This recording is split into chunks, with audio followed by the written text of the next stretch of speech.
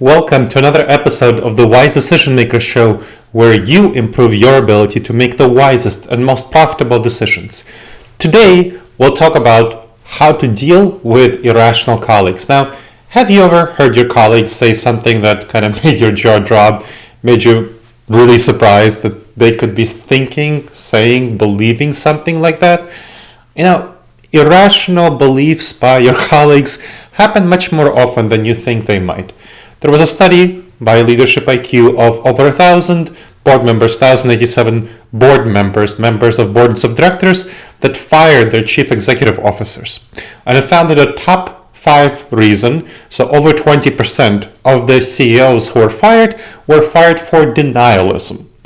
Now, what they meant by denialism was that the CEOs refused to face negative information about the company's performance. Now, it's not that the CEOs were, there were plenty of CEOs around who had to deal with a negative situation occurring, and that's fine. That's not the problem that these boards of directors were concerned with. The boards of directors were concerned with the CEOs actually ignoring negative information, thinking that everything is going great while things are actually going downhill. In fact, research on this topic shows that this phenomenon, denialism, you might have heard of it as the Ostrich Effect. So this is the specific judgment error, or cognitive bias, that causes denialism, where it's named after the mythical ostrich, the mythical idea that ostriches stick their heads in the sand when they see threats coming. Doesn't actually happen, but that's what people think. So it's called the Ostrich Effect after that. And if you've been following this show for a while, we have over 100 of these dangerous judgment errors that cause us to make really bad decisions in business environments. So this is the Ostrich Effect. And the Ostrich Effect, if the CEO has it, then it trickles down through the rest of the company, through company culture. So it hurts the whole company as a whole if the CEO is one of those CEOs, leaders who feels the Ostrich Effect and refuses to recognize negative reality. It doesn't need to only come from the CEO. This denialism, this Ostrich Effect phenomenon happens throughout the organization. So sometimes the CEO doesn't have it, but middle managers have it, or the head of a department has it, or of course just a line worker has it somewhere. So that happens independently of the CEO. This is a serious problem in an organization because if you have a false belief, you can't really deal with the business situation that's going on, and that's really bad. Now, our intuition when we see that somebody has false beliefs is to confront these people with the facts. Hear the facts, change your mind, go on, let's focus on the bottom line or whatnot. Doesn't work. How often have arguments changed people's minds in your opinion? Doesn't work well, at least. Some people, it happens, but it really does not work well. Not nearly as well as addressing the real causes of the problem. When somebody believes something irrational, in the face of clear evidence that it's not true, that the actual issue is something else, you have to suspect that there's an emotional block at play. An emotional block. And most of the dangerous judgment errors, cognitive biases, come from an emotional place. So you have to understand that there's an emotional block in play, and you need to use emotional intelligence and social intelligence to address the situation.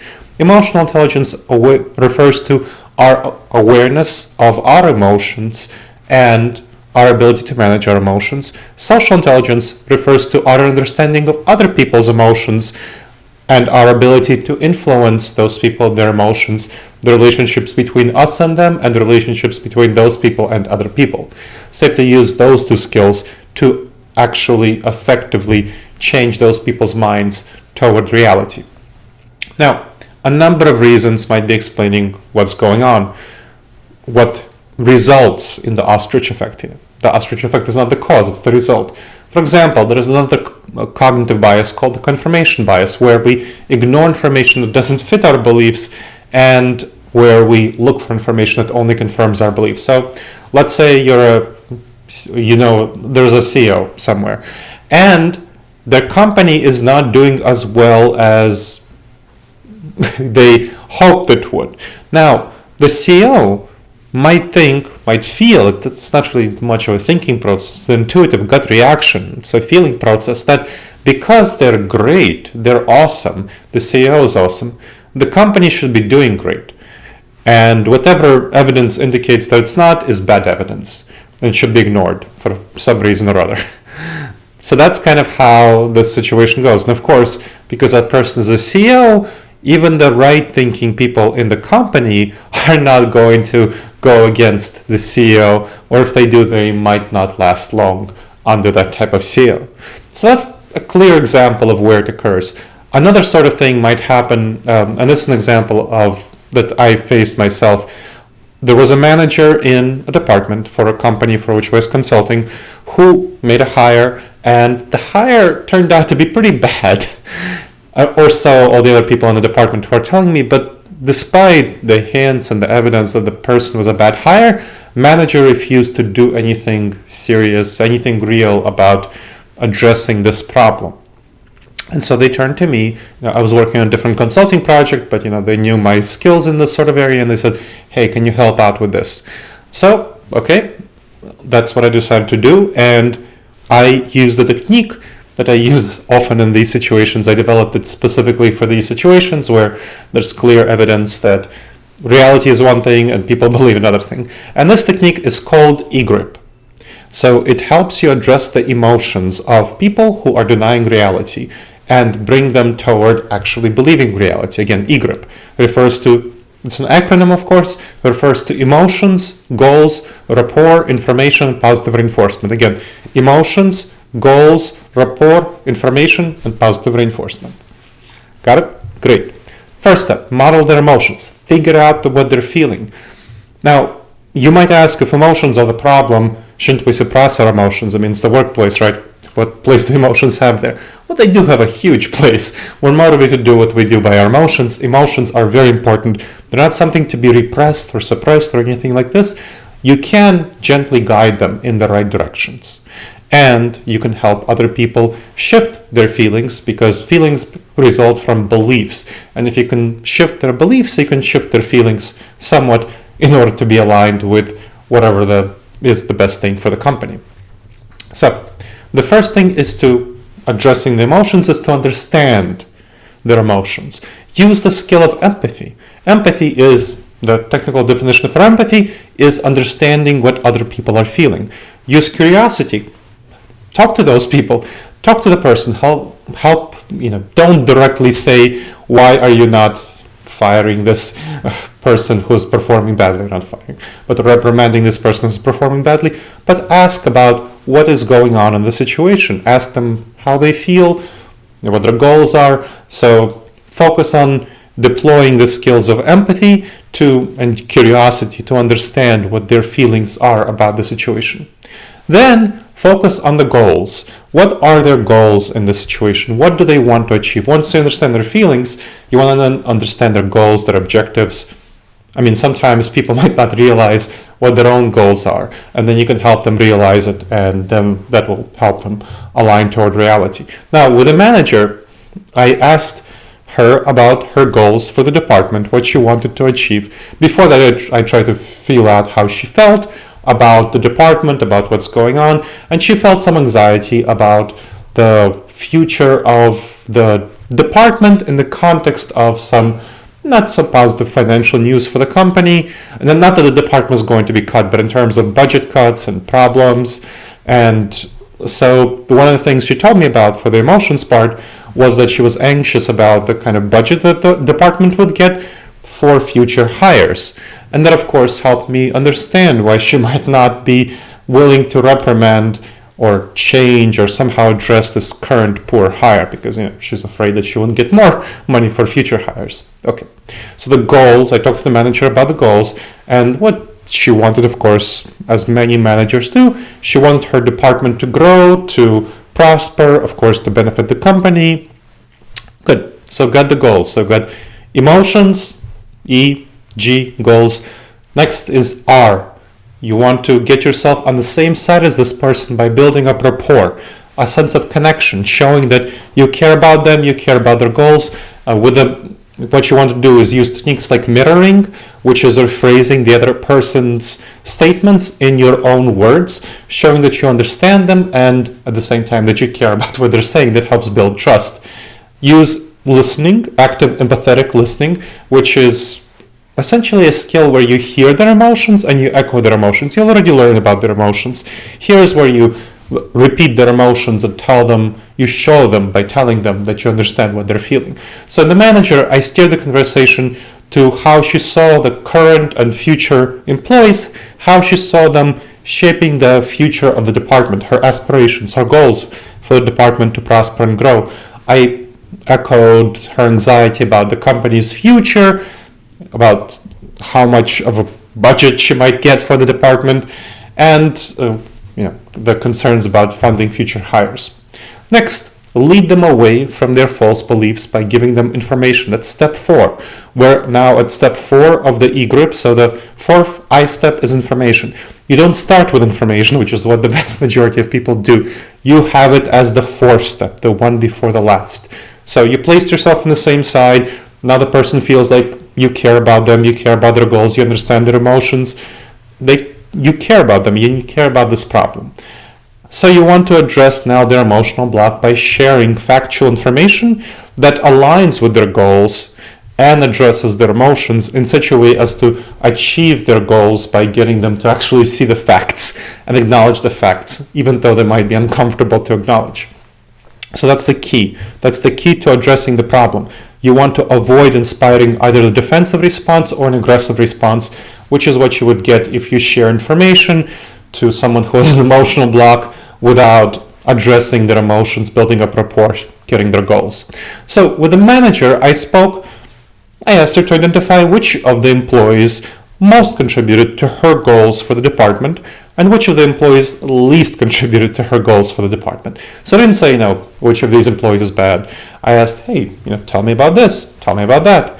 And we talked about it, and she kind of identified, as part of this conversation, when she was able to fairly evaluate all the employees, she was able to identify that the employee she hired, and that was the matter at hand, was actually the one who contributed least to the future of the department. Now, I brought up information about how employees who are not so important to the future of the department, who are poor performing employees, they're often a drag on the rest of the group. We don't notice how they undermine the performance of the rest of the group. So they hurt team morale, they hurt that, they hurt the collaborative spirit because they're not as good of a collaborator, they hurt retention because good employees, seeing that there are bad employees in the team, they often want to move to a different team within the department, within the company, so out of the department, often within the company. And this, of course, was scary for the manager to hear that some current employees might move out of the department. So you want to use, if you can, fairly and honestly, use emotions against the current emotions that she's feeling, that they're feeling. Show how, hey, this information that you're providing is actually helping address the emotions, and you're using some of the negative emotions about this future threat of this other employees leaving against the current situation, which they're not feeling. So they're only focusing on, hey, can't let go of this employee because I won't get more money. Well, has she thought about how current employees are feeling and how current employees might leave the department if the company as a whole, if the employee stays on and is pretty clearly incompetent? So she hasn't thought about that. Another thing she hasn't thought about is how lower expectations are set by this poorly performing employee, are lowering expectations for everyone else. It means productivity is going to be lower for everyone else. People rise to the expectations of others around them, and to the performance level of others around them. So good performers are reinforced by good performers, and if there's a poor performer, they kind of slack off. It's just natural. It's the way that humans are. They're not bad people. It's just how we are. That's the way our brain works. So after all that, steering the conversation to this poor performer, we agreed that, hey, something does need to be done. So she and I discussed a plan, benchmarks, how to improve the performance of this employee, recovery plan, and if the employee didn't meet agreed upon benchmarks, that we would let the employee go. She would let the employee go, not me. So that was great. That's what I wanted to achieve. Now, don't skip this last step of EGRIP. Don't stop at I. The last step is perhaps the most important, actually. It's positive reinforcement. P, positive reinforcement. You want to praise in a subtle way, not being condescending or arrogant, the person who changed their mind for changing their mind. You want to highlight how this is a big strength. For example, you want to bring up prominent CEOs who succeed because they changed their mind, like Alan Mulally at Ford and many others, who are able to succeed because they changed their mind. That is a critical strength. And so you want to reinforce the ability to change her mind, other people's minds, toward reality, toward whatever reality shows is important, because you don't want to be having this conversation in the future. So if you want to, the more you're able to associate positive reinforcement with believing the truth and with updating beliefs, the less likely you are to have such conversations in the future. So that's the technique again. Use it for every time, use the EGRIP technique every time you see your colleagues not facing the facts of reality because they're having an emotional block. That's kind of the reason that they're not facing clear reality. So don't argue. Don't present them with facts right away. Use EGRIP and use that technique to help yourself get them into a space where they can actually hear you and where you can actually improve your relationships, not harm it, by having this healthy conversation. Much more information is available in the blog on this topic that's linked in the show notes, and there are a variety of other relevant blogs as well.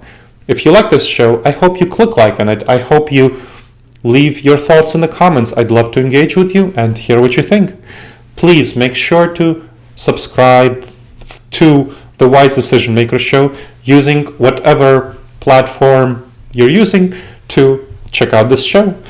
Please leave a review. I'd love to get your thoughts on the show itself. And follow us on social media. All of this stuff is the follow links are in the notes. Now, to learn more in making the wisest and most profitable decisions, I recommend that you register for my free Wise Decision Maker course. There are 8 video-based modules in that, and it's at disasteravoidanceexperts.com/subscribe. Again, disasteravoidanceexperts.com/subscribe. It's also in the notes. For more in-depth information and more techniques, check out my book, Never Go With Your Gut, How Pioneering Leaders Make the Best Decisions and Avoid Business Disasters. I hope to see you on the next episode of the Wise Decision Maker Show. And as always, I'm wishing you the wisest and most profitable decisions.